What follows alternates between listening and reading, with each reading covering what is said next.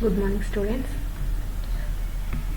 మన fifth lesson Indian rivers and water resources లెసన్లో భాగంగా water use in the Tungabhadra river basin ఈ టాపిక్ని ఈరోజు క్లాస్లో నేర్చుకుందాం.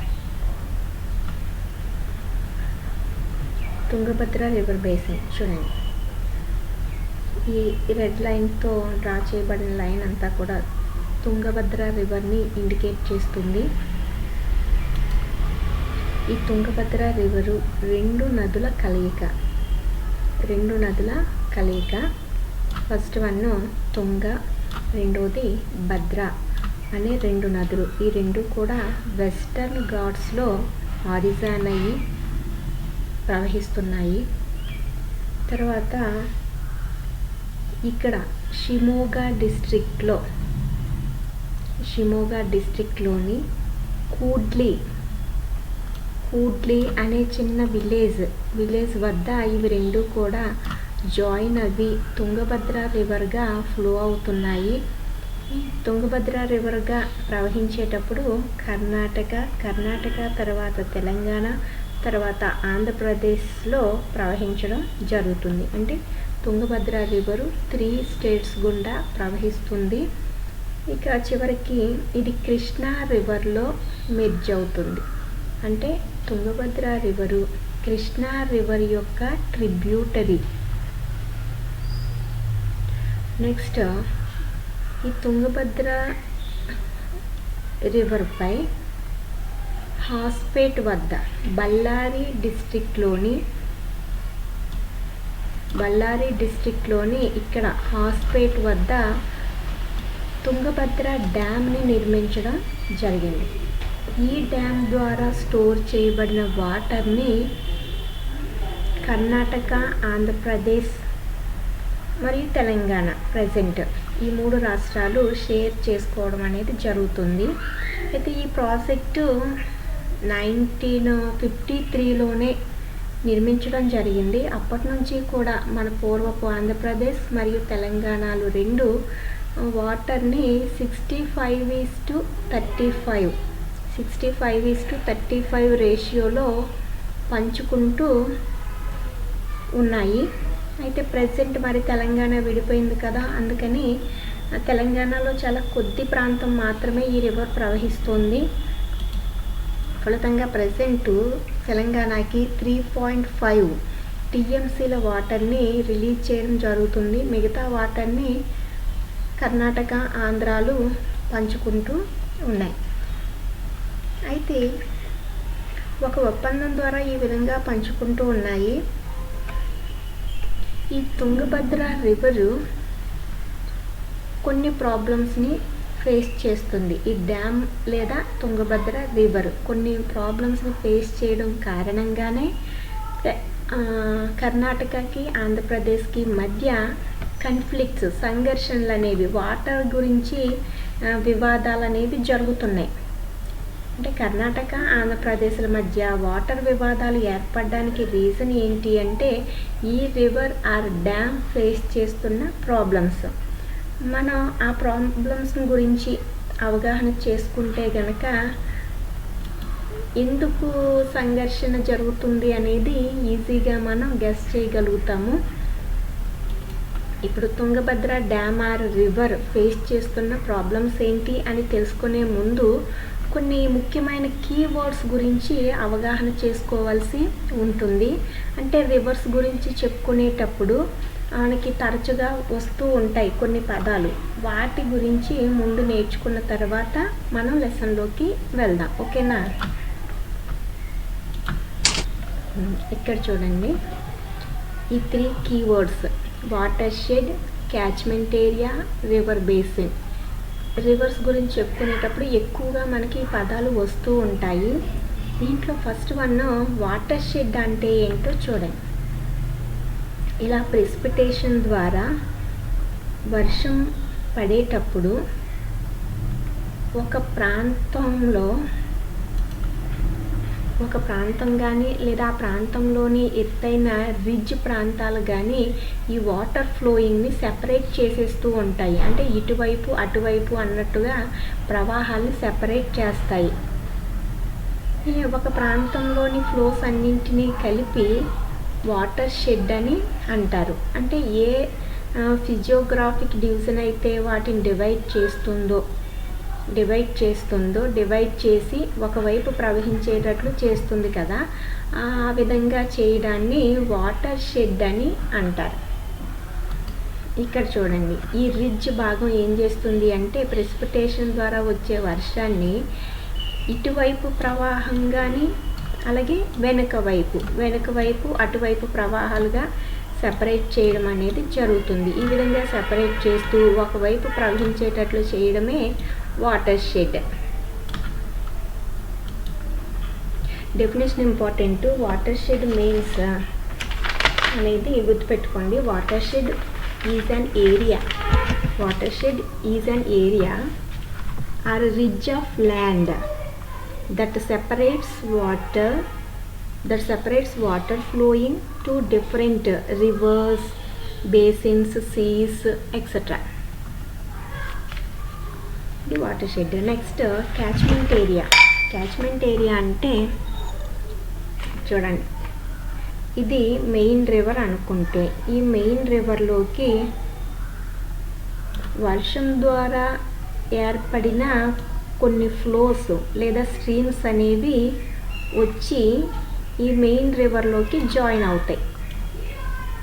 అంటే సర్ఫేస్ ఫ్లోస్ అనేవి ఏర్పడి మెయిన్ రివర్లోకి జాయిన్ అవుతాయి కదా. ఈ విధంగా స్ట్రీమ్స్ అనేవి ఏ ప్రాంతం నుంచి వస్తున్నాయో ఆ ప్రాంతాలన్నింటినీ కలిపి క్యాచ్మెంట్ ఏరియా, ఆ రివర్ యొక్క క్యాచ్మెంట్ ఏరియా అని అంటారు. నెక్స్ట్, రివర్ బేసిన్ అంటే జనరల్గా ఒక రివర్ ప్రవహించేటప్పుడు ఆ రివర్ నుండి వివిధ కాలువల్ని ఏర్పాటు చేసుకోవడం జరుగుతుంది. కాలువల్ని ఏర్పాటు చేసి వివిధ ప్రాంతాలకి వాటర్ ఫెసిలిటీని కల్పించడం జరుగుతుంది. ఇంకొకటి, రివర్ ప్రవహించడం వల్ల అండర్ గ్రౌండ్ వాటర్ అనేది రీఛార్జ్ అవుతుంది. ఫలితంగా ఆ దగ్గర ఏరియాస్లో మనం బోర్వెల్స్ వేసిన లేదా హ్యాండ్ పంప్స్ దించిన వాటర్ అనేది వెంటనే పడుతుంది. అంటే వాటర్ అవైలబిలిటీ అనేది ఉంటుంది. ఆ విధంగా ఎంత ప్రాంతం వరకు అయితే ఒక రివర్ వలన వాటర్ అవైలబిలిటీ ఉంటుందో ఆ ప్రాంతాలన్నింటినీ రివర్ బేసిన్ అని అంటారు. ప్రెజెంట్ మీకు క్యాచ్మెంట్ ఏరియా గురించి అవగాహన వచ్చిందా? వివిధ స్ట్రీమ్స్ లేదా సర్ఫేస్ ఫ్లోస్ వచ్చి మెయిన్ రివర్లోకి జాయిన్ అవుతాయి. ఏ ప్రాంతాల నుంచి అయితే ఎంత ప్రాంతం నుంచి అయితే అవి వస్తున్నాయో ఆ ప్రాంతాలన్నింటినీ కలిపి ఆ రివర్ యొక్క క్యాచ్మెంట్ ఏరియా అని అంటారు. నెక్స్ట్, రివర్ బేసిన్ అంటే ఒక రివర్ వలన వాటర్ ఫెసిలిటీ ఎంత ప్రాంతం వరకు కలుగుతుందో ఆ ప్రాంతానంతటిని రివర్ బేసిన్ అని అంటారు. ఇప్పుడు తుంగభద్ర రివర్కి సంబంధించిన క్యాచ్మెంట్ ఏరియా చూడండి.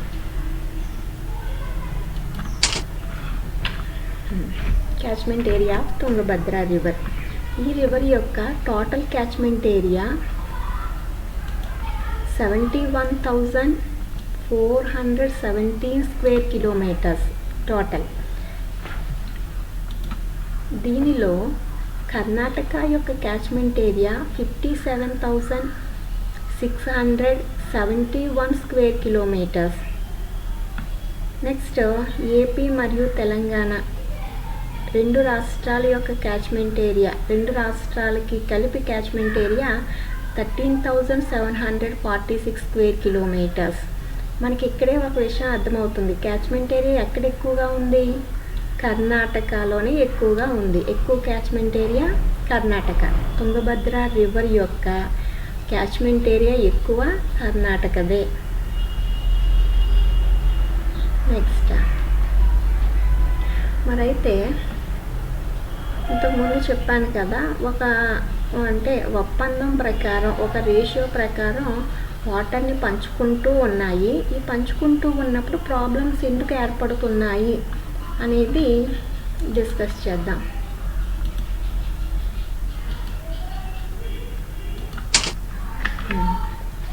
తుంగభద్ర రివర్ 3 స్టేట్స్ గుండా ప్రవహిస్తుంది కదా. ఏంటా 3 స్టేట్స్? కర్ణాటక, తెలంగాణ, ఆంధ్రప్రదేశ్. ఈ 3 స్టేట్స్ కూడా అగ్రికల్చరల్ స్టేట్స్, వ్యవసాయక రాష్ట్రాలు. ఎక్కువ ప్రాంతంలో వ్యవసాయం చేయబడుతుంది, సేద్యపు భూమిగా ఉంది, కల్టివేటెడ్ ల్యాండ్ ఎక్కువ ఉంది. ఇతర బీడు భూమి, గ్రాస్ ల్యాండ్స్, వెజిటేటెడ్ అంటే వెజిటేషన్ కలిగిన ప్రాంతాలుగా కొద్ది ప్రాంతం అనేది ఉందన్నమాట. కానీ ఎక్కువ ప్రాంతం కల్టివేటెడ్ ల్యాండ్. ఈ కల్టివేటెడ్ ల్యాండ్కి అవసరమైన నీటిని ఎలా పొందుతున్నాయి అంటే కొన్ని ప్రాంతాలు అయితే వాటర్ హార్వెస్టింగ్ ద్వారా, రెయిన్ వాటర్ హార్వెస్టింగ్ అంటే వర్షపు నీటిని ఇలా చెరువుల్లో నిల్వ చేసుకుని దీనిని వ్యవసాయానికి ఉపయోగించడం అనేది జరుగుతుంది. మరికొన్ని ప్రాంతాల్లో, ముఖ్యంగా మన ఆంధ్రప్రదేశ్లో వర్షపు నీటిని అలాగే బోర్వెల్స్ ద్వారా వచ్చే నీటిని వ్యవసాయానికి ఉపయోగించడం జరుగుతుంది. మరి కొద్ది ప్రాంతానికి మాత్రం తుంగభద్ర రివర్ నుంచి ఏర్పాటు చేయబడిన కాలువల ద్వారా వచ్చే వాటర్ మీద డిపెండ్ అయ్యి వ్యవసాయాన్ని చేయడం జరుగుతుంది. అర్థమైందా? కొన్ని ప్రాంతాలకేమో వర్షపు నీటిని, బోర్వెల్స్ నీటిని ఉపయోగిస్తున్నారు. కొన్ని ప్రాంతాలకి కాలువల ద్వారా వచ్చే నీటిని ఉపయోగించి పంటలు పండించడం అనేది జరుగుతుంది. అయితే ఈ విధంగా కాలువల ద్వారా వాటర్ ఫెసిలిటీ కల్పించబడిన ప్రాంతాలకి అలాగే వర్షం మీద డిపెండ్ అయిన ప్రాంతాలకి మధ్య వాటర్ అవైలబిలిటీలో చాలా డిఫరెన్స్ అనేది ఉంటుంది. ఈ కాలువల ద్వారా వచ్చే వాటర్ అయితే సకాలంలో పంటకి అందుతుంది, ఫలితంగా పంటలు బాగా పండించబడతాయి. ఎప్పుడైతే వాటర్ ఫెసిలిటీ అవసరమో పంటకి, అప్పుడు వాటర్ ఫెసిలిటీ కల్పించబడి పంటలు బాగా పండుతాయి. అదే మరి రెయిన్ఫాల్ మీద డిపెండ్ అయితే ఒక్కోసారి వర్షాలు సకాలంలో పడవు కదా, అప్పుడు ఏమవుతుంది, పంటలు సరిగా పండవు. ఆ విధంగా వర్షం మీద ఆధారపడిన ప్రాంతాలు ప్రాబ్లమ్స్ని ఫేస్ చేయాల్సి ఉంటుంది. నెక్స్ట్ అయితే మరి ఇలా వాటర్ని పొందుతున్నప్పుడు ప్రాబ్లమ్స్ ఎందుకు వస్తున్నాయి అంటే చూడండి, జనరల్గా గవర్నమెంట్ ల్యాండ్స్ అనేసరికి ఎన్క్రోచ్మెంట్ అనేది ఎక్కువగా ఉంటుంది. అంటే ఆక్రమించుకోవడం, ఏదైనా ల్యాండ్ ఖాళీగా ఉంది అంటే దాన్ని ఆక్రమించుకునే వాళ్ళు ఎక్కువగా ఉంటారు మన ప్రాంతాల్లో. అలాగే కర్ణాటక, ఆంధ్రప్రదేశ్లో కూడా అదే జరుగుతుంది. ఇక్కడ వెజిటేటెడ్ ల్యాండ్ ఉందని చెప్పాను కదా, కొద్ది ప్రాంతం తుంగభద్ర రివర్ బేసిన్లో కొంత అటవీ ప్రాంతం ఉంది. ఈ అటవీ ప్రాంతంలోని చెట్లని ఈ విధంగా నరికివేసి ఆ ప్రాంతాల్లో వ్యవసాయం చేస్తున్నారు. అంటే అటవీ ప్రాంతాన్ని కల్టివేటెడ్ ల్యాండ్గా మారుస్తున్నారు. మరి మార్చినప్పుడు ఇప్పుడు ఈ ప్రాంతానికి కూడా నీటి సౌకర్యాన్ని కల్పించాల్సి ఉంటుంది. అసలు ఉన్న ప్రాంతాలకే నీరు సరిపోవట్లేదు, ఇప్పుడు కొత్తగా ల్యాండ్ని కల్టివేషన్లోకి తీసుకొచ్చారు. అంటే దీనికి కూడా నీటిని అందించాలి, అంటే నీటి అవసరం మరింత పెరుగుతుంది. నెక్స్ట్, ఈ తుంగభద్ర రివర్ బేసిన్లో ఈ విధంగా అడవుల్ని నరికివేయడం కారణంగా ఏం జరుగుతుంది అంటే సాయిల్ ఎరోజన్ అనేది ఎక్కువ అవుతుంది. జనరల్గా చెట్లు ఉన్నట్లయితే కనుక నేలని అంటి పెట్టుకుని నేలని గట్టిగా పట్టి ఉంటాయి. చెట్ల యొక్క వేర్లు నేలని గట్టిగా అంటిపెట్టి ఉండటం వల్ల మట్టి అనేది వాటర్తో పాటు, అంటే వర్షం పడినప్పుడు ఆ వర్షపు నీటితో పాటు మట్టి కొట్టుకెళ్ళకుండా చెట్లు అనేవి ప్రొటెక్ట్ చేస్తాయి. అయితే ఇప్పుడు చెట్లు నరికివేశారు, ప్రొటెక్ట్ చేయడానికి చెట్లు లేవు కదా, అప్పుడు ఏమవుతుంది, వర్షపు నీటితో పాటు మట్టి కూడా కొట్టుకెళ్ళిపోతుంది. దాన్నే సాయిల్ ఎరోజన్ అని అంటారు. అంటే సాయిల్ ఎరోజన్ అనేది ఎక్కువగా జరుగుతుంది. మరొక విషయం ఏంటి అంటే చెట్లు ఉంటే వర్షపు నీరు నేలలోకి ఇంకుతుంది. నేలలోకి ఇంకడం వల్ల అండర్ గ్రౌండ్ వాటర్ అనేది రీఛార్జ్ అవుతుంది, అండర్ గ్రౌండ్ వాటర్ లెవెల్ పెరుగుతుంది. అంటే చెట్లు ఉంటేనే నీరు నేలలోకి ఇంకుతుంది. చెట్లు లేకపోతే ఇంకే అవకాశం ఉండదు. అంటే నేలలోకి లోపలికి చొచ్చుకుపోవడం అనేది జరగదన్నమాట. ఫలితంగా సర్ఫేస్ ఫ్లోస్ అనేవి ఫామ్ అవుతాయి. ఓన్లీ భూమి ఉపరితలం మీద మాత్రమే ప్రవాహాలుగా ప్రవహించేస్తూ ఉంటుంది. వర్షపు నీరు చెట్లు లేని ప్రాంతాల్లో ఉపరితల ప్రవాహాలుగా ప్రవహించేయడం, ఫలితంగా క్రమక్షయం జరగటం కారణంగా మట్టిని కొట్టుకెళ్ళిపోతూ మట్టితో పాటుగా ప్రవాహాలు అనేవి ఏర్పడతాయి. నెక్స్ట్, ఈ విధంగా జరగటం వలననే చాలా ప్రాంతాల్లో చెట్లు లేకపోవడం వలన ఇలా ఫ్లాష్ ఫ్లడ్స్ అనేవి ఏర్పడతాయి. సడన్గా వరదలు వచ్చేయడం లాంటి పరిస్థితులు ఏర్పడతాయి. ఇప్పుడు మనం హైదరాబాద్లో చూస్తున్నాం కదా, అక్కడ సడన్గా అసలు వరదలు ఎక్స్పెక్ట్ చేయలేదు. మనం హైదరాబాద్లో కూడా వరదలు వస్తాయని ఎప్పుడూ అనుకోలేదు. అలాంటిది ఇప్పుడు హైదరాబాద్లో కూడా వరదలు అనేవి వస్తున్నాయి. దానికి రీజన్ ఏంటి అంటే, రెయిన్ఫాల్ ద్వారా వచ్చిన వాటరు భూమిలోకి ఇంకడానికి అవకాశం లేకపోవడం వల్ల ఫ్లాష్ ఫ్లడ్స్ అనేవి సంభవిస్తాయి. ఇక్కడ ఒక విషయం గుర్తుపెట్టుకోండి, వాటర్తో పాటు ఎరోజన్ కారణంగా మట్టి కూడా కొట్టుకెళ్ళిపోతుంది. సర్ఫేస్ ఫ్లోస్తో పాటు మట్టి కూడా కొట్టుకెళ్తుంది. ఈ ఫ్లోస్ అన్నీ చివరికి ఎక్కడికి చేరుతాయి అంటే నదుల్లోకి చేరుతాయి అన్నమాట. అంటే మట్టితో పాటు వెళ్ళిన వాటరు నదుల్లోకి వెళ్తుంది. నెక్స్ట్,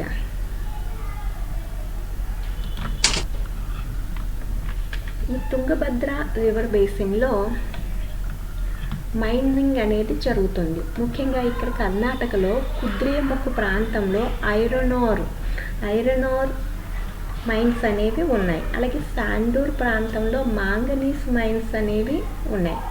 ఈ మైన్స్ జరగటం కారణంగా వాటర్ పొల్యూషన్ అనేది ఏర్పడుతుంది. అంటే పొల్యూషన్ అంటే మలిన పదార్థాలతో కూడిన వాటర్ అనేది రివర్లోకి చేరుతుంది. జనరల్గా మైనింగ్ జరిగేటప్పుడు, అండర్ గ్రౌండ్ మైనింగ్ జరిగేటప్పుడు ఫస్ట్ వాటరే వస్తుంది. ఆ వాటర్ని ఏం చేస్తారంటే బయటికి ఇలా తోడేసిన తర్వాత ఖనిజాలని వెలికి తీయడం జరుగుతుంది. కొన్ని మైన్స్లో అయితే ఖనిజాలు కూడా వాటర్తో కలిసి ఉంటాయి. వాటర్తో కలిసి ఉన్నప్పుడు వాటర్ని, ఆ మినరల్స్ని సెపరేట్ చేస్తారు. సెపరేట్ చేసినప్పుడు కొన్ని ఎఫ్లూయెంట్స్తో కూడిన వాటర్ని బయటికి రిలీజ్ చేసేస్తారు. బయటికి వదిలిపెట్టేయడం కారణంగా అవి డౌన్కి ప్రవహించి ఆ వాటరు చివరికి రివర్లో కలుస్తుంది. అంటే కొన్ని మలినాలతో కూడిన వాటర్ అనేది రివర్లోకి రీచ్ అవుతుంది. ఇప్పుడు తుంగభద్ర రివర్కి జరుగుతున్నది ఏంటి అంటే, ఇక్కడ సాయిల్ ఎరోజన్ జరగడం కారణంగా మట్టితో కూడిన వాటర్ అనేది నదిలోకి వెళ్తుంది, తుంగభద్ర రివర్లోకి వెళ్తుంది. నెక్స్ట్, ఇక్కడ మైనింగ్ కారణంగా ఎఫ్లూయెన్స్తో కూడిన వాటర్ అనేది తుంగభద్ర రివర్లోకి వెళ్తుంది. ఫలితంగా ఏం జరుగుతుందంటే, ఆ రివర్ నుండి వచ్చే వాటర్నే కదా డ్యామ్లో స్టోర్ చేస్తున్నారు. మరి ఆ రివర్ వాటర్తో పాటు మట్టి, ఇతర ఎఫ్లూయెంట్స్ అనేవి వచ్చేస్తున్నాయి కదా, దాంతో ఈ డ్యామ్ అనేది సిల్టేషన్కి గురవుతుంది. అంటే పూడికకి గురవుతుంది అన్నమాట. పూడికి గురయ్యి వాటర్ స్టోరేజ్ కెపాసిటీని కోల్పోతుంది. అంటే ప్రతిరోజుకి వాటర్ని స్టోర్ చేసే కెపాసిటీ తగ్గిపోతుంది ఈ డ్యామ్కి. ఇప్పుడు చూడండి, మీరు 2 గ్లాసులు తీసుకొని ఒక గ్లాస్లో సగం వరకు ఇసుక వేయండి, ఇంకో గ్లాస్లో ఏమీ వేయకుండా వాటర్ తీసుకుని ఖాళీ గ్లాస్లోను మరి ఇసుక ఉన్న గ్లాసులో కూడా వేయండి. వేసినప్పుడు ఇసుక ఉన్న గ్లాసులో తక్కువ వాటర్ పడుతుంది, ఖాళీ గ్లాసులో ఎక్కువ వాటరు పడుతుంది కదా. అంటే తక్కువ వాటర్ పడడానికి కారణం ఏంటి? అడుగున ఇసుక ఉండటం. ఇప్పుడు తుంగభద్ర డ్యామ్కి అదే జరుగుతుంది.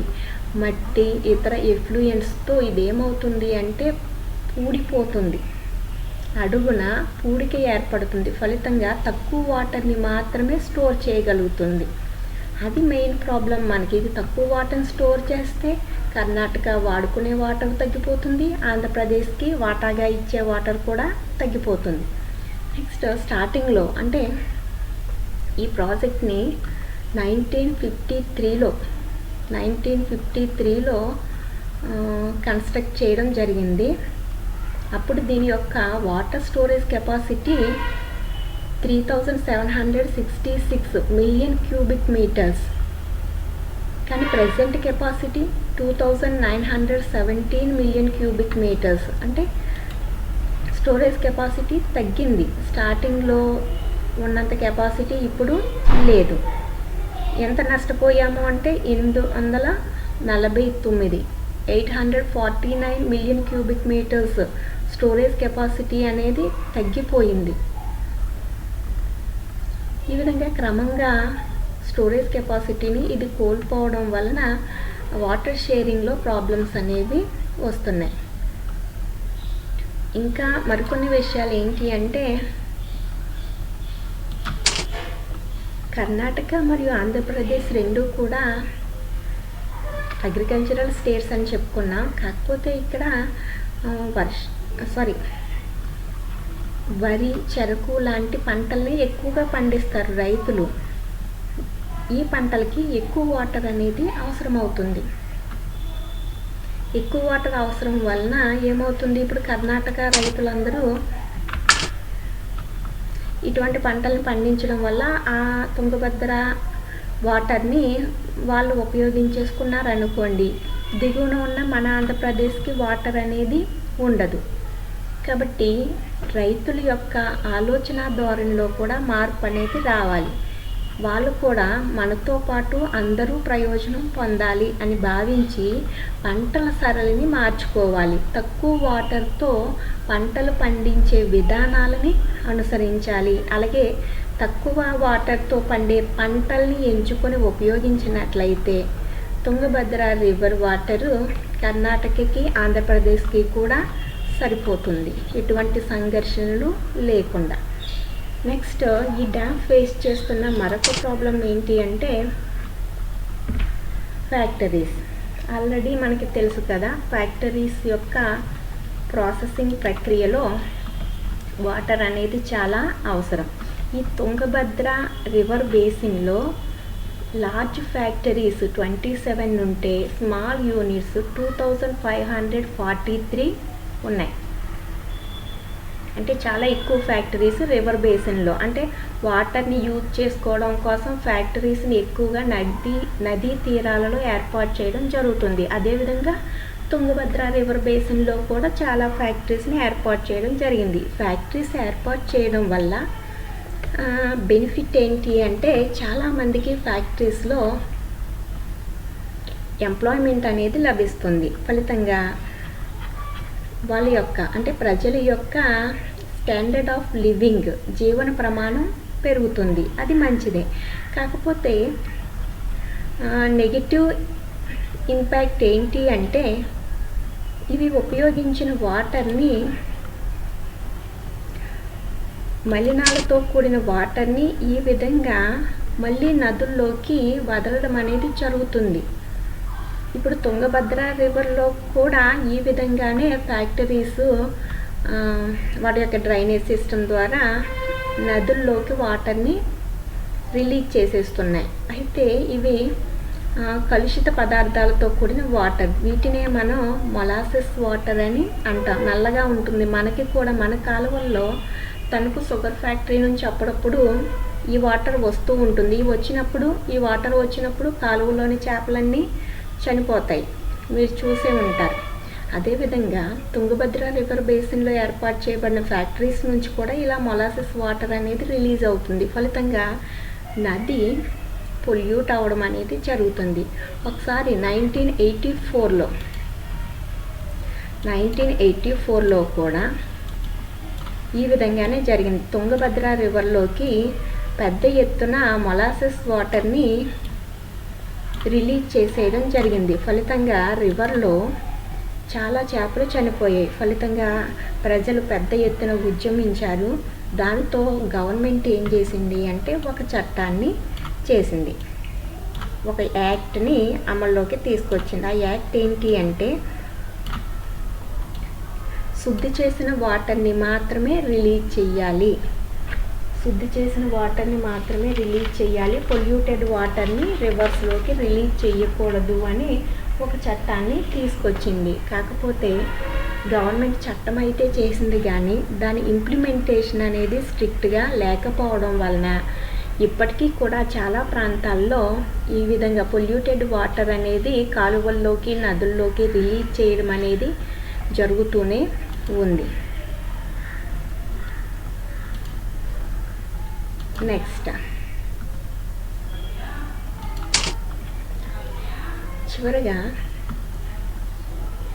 మనం గ్రహించాల్సిన విషయం ఏంటి అంటే వాటర్ అనేది చాలా వాల్యుబుల్ రిసోర్స్. దీన్ని సరైన విధంగా మనం ఉపయోగించుకోవాలి. పెట్రోల్, డీజిల్ వీటికంటే కూడా ఇది చాలా వాల్యుబుల్.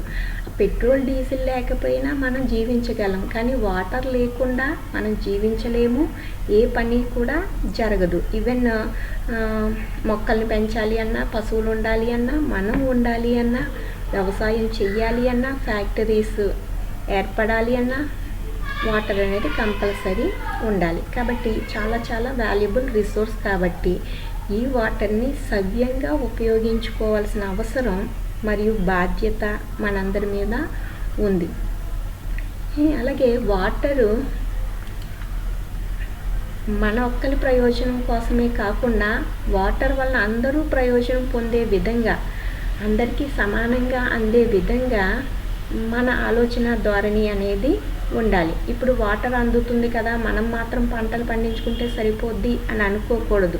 మనతో పాటు వేరే వాళ్ళు అంటే పక్కనున్న వాళ్ళు కూడా వాటర్ అవైలబిలిటీని కలిగి ఉండాలి, వాళ్ళు కూడా పంటలు పండించుకోవాలి అని భావించి వాళ్ళకి కూడా వాటర్ అందించే విధంగా మన యొక్క విధానాలు అనేవి ఉండాలి. ఓకేనా? Okay, thank you students. ఇది ఈరోజు lesson. Thank you so much.